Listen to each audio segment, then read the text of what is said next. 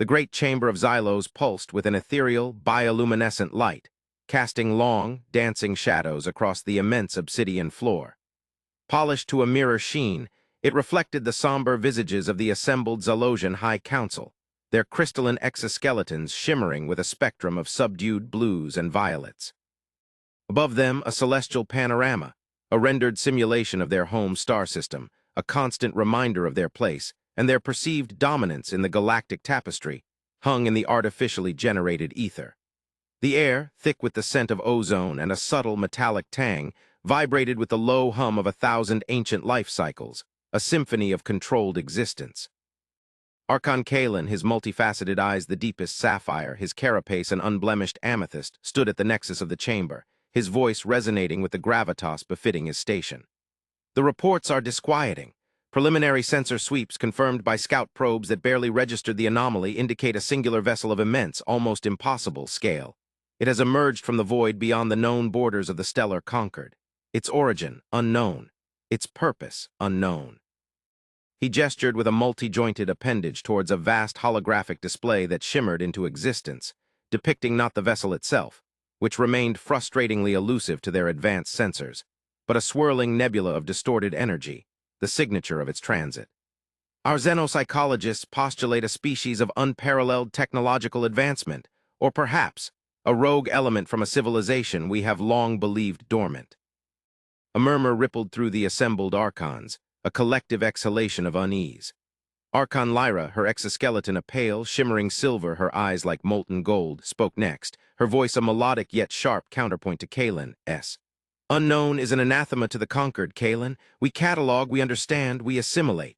This, Void Walker, as the scout probes have designated it, defies our methodologies.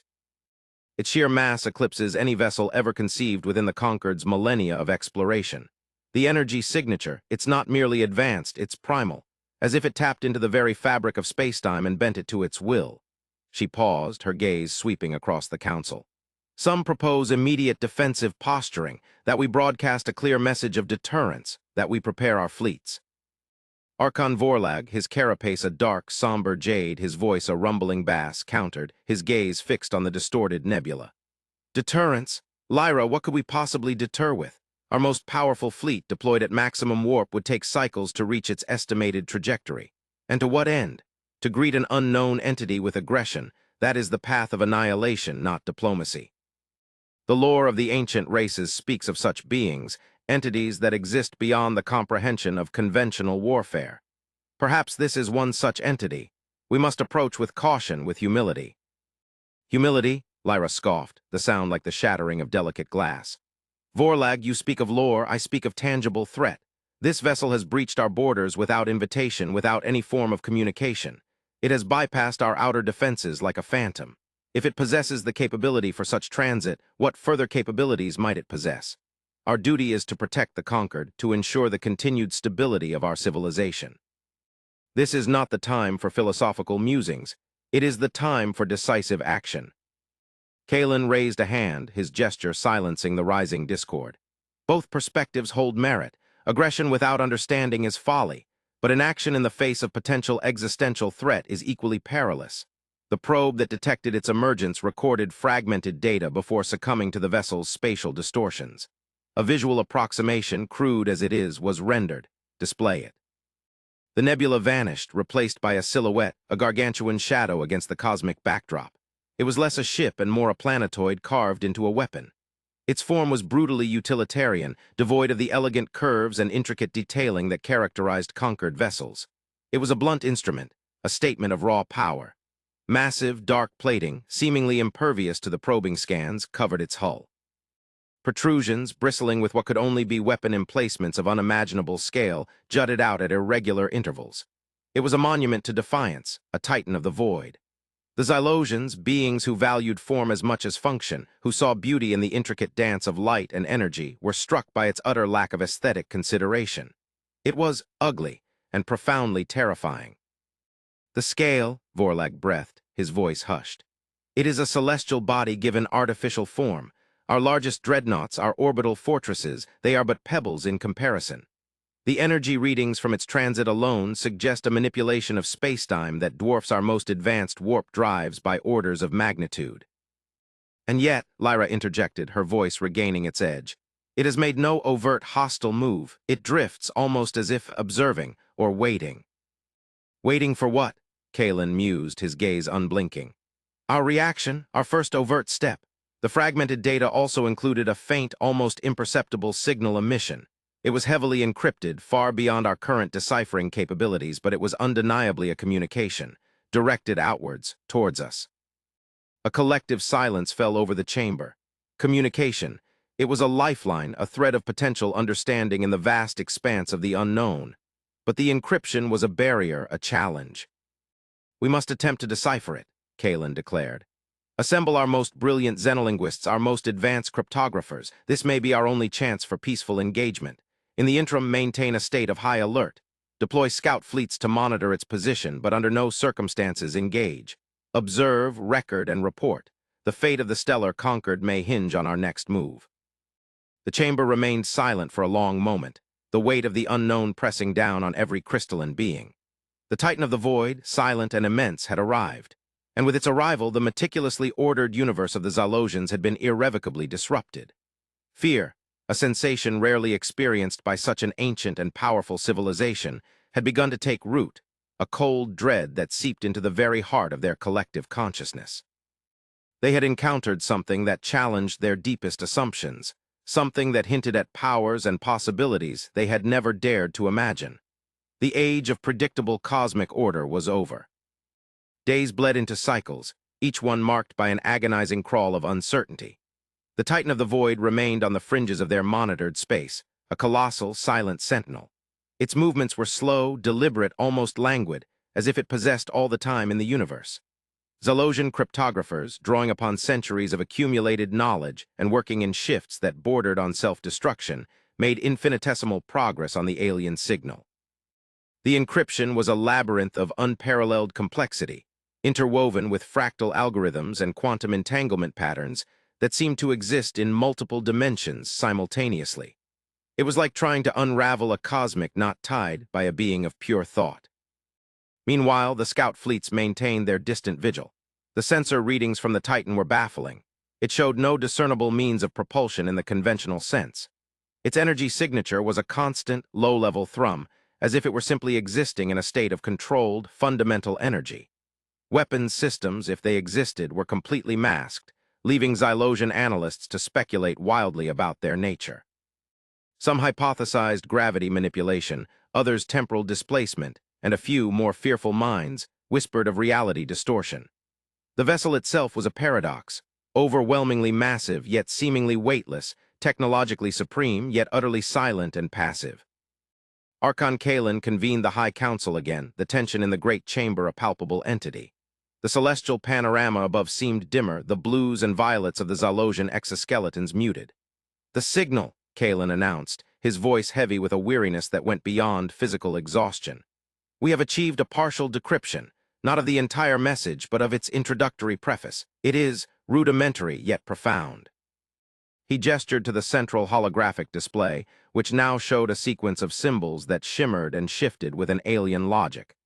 Our linguists believe this sequence translates to a designation, a name for the vessel itself and for its creators. Archon Lyra leaned forward, her golden eyes narrowing.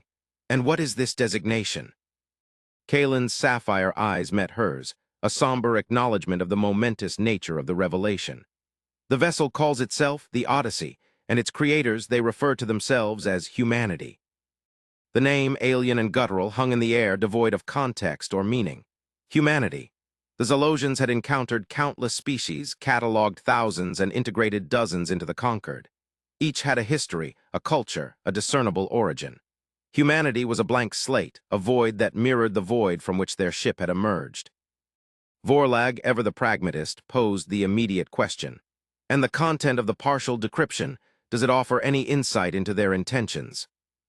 "Only a single, translated phrase," Kalen replied, his voice lower now, tinged with a profound, almost unsettling curiosity. "The preface concludes with this: we come not to conquer nor to be conquered, but to understand the symphony of the cosmos." Lyra let out a disbelieving sound. Symphony, understanding, after such an entrance, this humanity speaks in riddles. Perhaps not riddles, Lyra, Vorlag interjected, his gaze thoughtful. Perhaps a different perspective, a different philosophy. Our own history is replete with tales of civilizations that have risen and fallen based on their understanding of their place in the universe. To seek understanding rather than dominance is a concept that resonates with our oldest teachings. Yet their method of seeking understanding is to project a weapon of unimaginable power into our immediate proximity without preamble, Lyra retorted, her agitation growing. This is not the behavior of philosophers. It is the behavior of a predator sizing up its prey. Or, Kalen said, his eyes fixed on the projected symbols, it is the behavior of beings who operate on a scale of existence so vast that our concepts of preamble and negotiation are irrelevant. Imagine, if you will, that this odyssey is not merely a ship, but a mobile world, a self-contained biosphere, a vessel for a civilization that has transcended the need for territorial expansion or resource acquisition as we understand it. The implications of Kalen's words settled over the council like a shroud. A civilization that had transcended, it was a theoretical pinnacle, a concept discussed in philosophical treatises but never truly witnessed. Could this be it? The Zalosians continued their vigil, their internal debates raging. They analyzed every flicker of energy, every subtle shift in the Odyssey's position. They sent out their most advanced probes, capable of near-light speed and equipped with sophisticated cloaking technology. These probes approached the Titan, attempting to gather closer data, to glean more about its construction, its power source, its inhabitants. One by one, they vanished. Not destroyed, not disabled, but simply absorbed into the spatial distortions around the Odyssey. It was as if the vessel itself was a gravitational anomaly that simply erased the existence of anything that came too close, without a ripple, without a trace. This absorption, however, was not without consequence. Each vanished probe transmitted a final, fleeting burst of data, and this data, painstakingly pieced together by the Zalosian analysts, began to paint a picture. The interior of the Odyssey, glimpsed through ephemeral energy readings, was not filled with the expected mechanical conduits and life support systems of a conventional spacecraft. Instead, the data suggested vast, open spaces, teeming with biological activity unlike anything the Zalosians had ever catalogued. Structures that seemed to grow organically, light that pulsed with a natural rhythm, and energy flows that mimicked the patterns of biological processes. It is not a ship, Archon Lyra declared during a particularly heated council session, her voice strained. It is a biomechanical leviathan, a living entity or a construct so interwoven with life that the distinction is meaningless. The probes detected flora and fauna, and a dominant sapient species. Humanity, Kalen breathed, the name now carrying an even greater weight. Yes, humanity, Lyra confirmed, her golden eyes wide with a mixture of awe and dread. Their technology is not merely advanced, it is an extension of their biology, a symbiosis that allows them to manipulate reality itself. The vessel, it is not propelled by engines, it becomes its own propulsion, warping space-time around itself as it moves. The energy signature is not from a power core, it is the collective life force of its inhabitants, channeled and amplified. The idea was revolutionary, terrifying, and utterly alien to the Zalosian understanding of technological advancement, which was based on meticulous engineering, intricate machinery, and the harnessing of external energy sources. Humanity, it seemed, had bypassed all of that, evolving into something far more fundamental. Vorlag, his jade carapace appearing even darker in the dim light, spoke with a quiet intensity. If they are as you describe, Lyra, then our initial fear was misplaced. This is not a predator in the conventional sense. It is a being that exists on a different plane of understanding. Our attempts to analyze them with our existing frameworks are akin to a single-celled organism trying to comprehend a sentient mind. But they have not responded to our hails, Lyra argued. They have not acknowledged our presence beyond their initial cryptic transmission. They simply drift, an enigma that threatens to engulf us. Perhaps, Kalen interjected, a new tone entering his voice, one of profound curiosity. They are waiting for us to initiate a more meaningful dialogue. Their initial message was a preface. Perhaps they await a response that matches the depth of their own existence. The council chamber fell into a contemplative silence. The Zalosians, masters of diplomacy and interstellar relations, found themselves utterly out of their depth. They had expected a conquest, a negotiation, a trade agreement. They had not expected a philosophical question posed on a cosmic scale. Then a new signal was detected, not from the Odyssey but emanating from a point far beyond it, from the inky blackness of the void from which it had emerged. It was faint but distinct and undeniably artificial. This new signal was not a communication. It was a beacon, a navigational marker, or perhaps a plea. "The signal," Kalen announced, his voice resonating with a sudden electrifying urgency. "It is not from the Odyssey, it is from further out, and it carries an echo of the Odyssey's energy signature, but far older, far fainter." Lyra's golden eyes widened. "An echo? What does that mean?" "It means," Vorlag stated, a slow realization dawning on his ancient features, "that the Odyssey did not originate from that void. It emerged from it, perhaps in response to this ancient signal. Perhaps it is not here to observe us, but to investigate or to warn us." The revelation sent a jolt of renewed fear, but also a spark of hope, through the Council. The Odyssey was not an isolated anomaly. It was part of something larger, something older. "We must try to communicate with the Odyssey directly," Kalen declared, his resolve hardening. "Not with our standard diplomatic protocols, but with something different, something that acknowledges their unique nature." It was during this period of intense introspection and renewed investigation that a breakthrough of sorts occurred. While the Zalosians had been attempting to decode the Odyssey's complex encryption, a small, almost insignificant data packet had been overlooked. It was a residual energy imprint, a ghost in the data stream that had been dismissed as background noise. However, a junior xenolinguist, a being named Xyler with an almost preternatural sensitivity to subtle patterns, had been reanalyzing all incoming data streams, driven by a persistent intuition. Xyler discovered that the overlooked data packet, when subjected to a specific frequency modulation, a frequency derived from the natural harmonic resonance of the Zalosian home star, produced a coherent, albeit extremely simple, output. It was not an encryption. It was a fundamental aspect of the Odyssey's communication architecture, a sort of universal handshake. "Archons," Xyler announced, his voice trembling with excitement as he stood before the High Council, the great chamber now bathed in a warmer, more hopeful light. "I have found a key, not to their language, but to their reception. The Odyssey is not designed for vocal or symbolic communication as we understand it. It responds to resonance, to fundamental frequencies, to harmony." Kalen's sapphire eyes gleamed. "Harmony, the symphony of the cosmos. You believe this is how we should communicate?" "I do," Xyler affirmed. "The residual data suggests that their consciousness, and thus their vessel, operates on a vibrational level. By emulating a fundamental harmonic frequency, a universal constant, we can establish a connection, a bridge." The decision was made.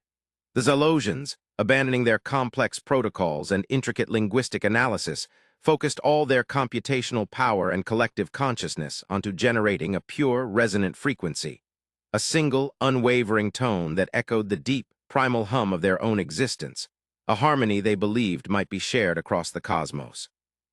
As this pure tone was broadcast into the void, directed towards the colossal Odyssey, a remarkable transformation occurred. The distorted spatial field surrounding the Titan, which had previously defied all Zalosian sensor technology, began to stabilize. The amorphous energy shimmered, coalesced, and for the first time a clear image of the Odyssey's exterior appeared on the holographic display. It was a marvel of organic engineering, its hull a swirling mosaic of crystalline growths and bioluminescent veins. And then, a section of the hull, seamlessly integrated into the overall structure, began to glow. It expanded, forming a vast, circular aperture, a portal into the ship's interior. From this aperture, a light, softer and warmer than any artificial illumination the Zalosians had ever encountered, began to spill out. And then, figures emerged. They were startling, bipedal with smooth, pale skin that seemed to absorb and reflect the ambient light. They possessed two primary limbs for locomotion, two for manipulation, and a single prominent cranial structure containing sensory organs. Their faces were expressive, their features remarkably symmetrical, and their eyes, large and dark, held an unsettling depth, a quiet intelligence that resonated with an ancient wisdom. They wore no discernible armor or uniforms, but simple, flowing garments that seemed to adapt to their forms. They moved with an unhurried grace, their presence radiating a profound sense of calm and purpose. Archon Kalen, his voice a steady, resonant bass, addressed the council. They are humanity, as described. They have responded, not with words, but with an invitation. Lyra, her initial fear slowly giving way to an overwhelming sense of awe, whispered, "They are beautiful, in a way that defies our understanding of beauty. Their existence, it is a testament to a different path of evolution." Vorlag, his gaze fixed on the emergent figures, murmured, "They are not weapons. They are seekers. Their power is not in destruction, but in existence itself." The invitation was clear. The Zalosians, after careful deliberation and a shared sense of trepidation mixed with an insatiable curiosity, decided to accept. A delegation, led by Archon Kalen, accompanied by a hesitant Lyra and a contemplative Vorlag, boarded a small, unarmed diplomatic shuttle, its hull shimmering with its own carefully modulated harmonic resonance. As they approached the Odyssey's aperture, the shuttle was gently drawn inwards, not by a tractor beam, but by a subtle spatial warping that felt more like a welcoming embrace. They emerged into an environment that defied all their expectations. The interior of the Odyssey was not a ship in the Zalosian sense, but a vibrant, living ecosystem. Vast caverns pulsed with soft light, adorned with flora that resembled colossal, luminous crystals. Waterfalls of liquid light cascaded into serene pools. The air was crisp and invigorating, carrying the scent of blooming flowers and something akin to pure energy. The very walls seemed to breathe, their surfaces shifting and reforming with a slow, organic rhythm. And then they saw them, humans, thousands of them moving through this incredible biosphere with a quiet purpose. Children, their laughter like tinkling chimes, played amongst luminous flora. Adults engaged in activities that seemed to blend artistic creation with scientific research, their movements fluid and unhurried. There was no sense of urgency, no visible hierarchy, only a collective harmony, a palpable sense of peace and profound contentment. A single human, a female with eyes the color of a twilight sky, approached the Zalosian delegation. She moved with an ethereal grace, her presence radiating a warmth that instantly dispelled any lingering fear. She did not speak in a way the Zalosians understood, but as she extended a hand, a cascade of images and emotions flowed directly into their minds. This was not telepathy as the Zalosians understood it, a crude transference of thoughts. This was a direct communion of consciousness, a sharing of experience and understanding. They saw glimpses of Earth, their verdant, water-rich homeworld, scarred by its own turbulent history, but now thriving under a mantle of sustainable technology and societal evolution. They saw the long journey of humanity not as a conquest, but as a pilgrimage, a quest for knowledge and connection. They saw their initial struggles with their own destructive impulses, their eventual triumph over them, and their subsequent embrace of a philosophy centered on understanding, not dominion. The human, whose name they understood as Elara, conveyed the essence of their existence. They were explorers of consciousness, cultivators of life, and stewards of the cosmic symphony. Their technology was not a tool of power, but an extension of their will to understand and to nurture. The Odyssey itself was not a warship, but a living ark, a mobile sanctuary, a testament to their ability to integrate technology and biology into a harmonious whole. "You feared us," Elara's presence communicated, the understanding reaching them without a spoken word. "You perceived a threat where there was only a journey. Our arrival was not intended as an intrusion, but as a question." Kalen, still processing the overwhelming influx of information and emotion, managed to project a coherent thought, a response of pure intent. We did not understand. Our history is one of conflict, of dominance, we assumed." Elara's presence conveyed a gentle understanding. "Assumption is the first barrier to comprehension. You perceived a titan of war. We are gardeners of the cosmos. Our vessel is our garden. Our journey is our cultivation." Lyra, her initial apprehension completely dissolved, found herself awestruck. The logic, the ethics, the sheer alienness of their perspective was breathtaking. They had not come to conquer, they had come to be, and in their being to understand. Vorlag, ever the philosopher, projected a question born from millennia of Zalosian contemplation. "If your purpose is understanding, why such immense power? Why a vessel that eclipses our own defenses?" Elara's conveyed response was imbued with a profound sadness, a hint of an ancient sorrow. "The universe is vast, and not all its inhabitants share our desire for harmony. Our power is not for conquest, but for protection, for ourselves and for the fragile sparks of life we encounter. We have seen worlds extinguished, entire species erased. We carry this power so that such tragedies may be averted not by destruction but by intervention. By fostering understanding before conflict can bloom. The Xylosians were introduced to other humans, each one radiating the same profound calm and interconnectedness. They learned that humanity had achieved a state of collective consciousness, where individual needs and desires were harmonized with the needs of the whole, and indeed with the needs of the wider cosmos. Their technology was not about control, but about symbiosis. The Odyssey was not just a ship, it was a sentient entity, a partner in their exploration. As the Xylosian delegation spent more time within the Odyssey, they witnessed firsthand the depth of humanity's ethical framework. They saw how they treated their own planet, not as a resource to be exploited, but as a sacred entity to be cherished and healed. They saw how they interacted with the myriad life forms within the Odyssey, not as specimens, but as fellow travelers on the cosmic journey. Then came the reveal. Elara led Kalin, Lyra, and Vorlag to a central chamber within the Odyssey, a space that pulsed with an even more vibrant, more ancient light. In the center of the chamber, a crystalline structure hovered, emitting a gentle, melodic hum. It was a repository of knowledge, an archive of cosmic history, unlike anything the Xylosians had ever conceived. This, Elara's presence communicated, the images now more intense, more detailed, is the purpose of our journey. We do not merely seek to understand the symphony, we seek to preserve its rarest, most beautiful movements. We have encountered countless civilizations, witnessed their rise and fall. We have documented their histories, their philosophies, their art, their dreams.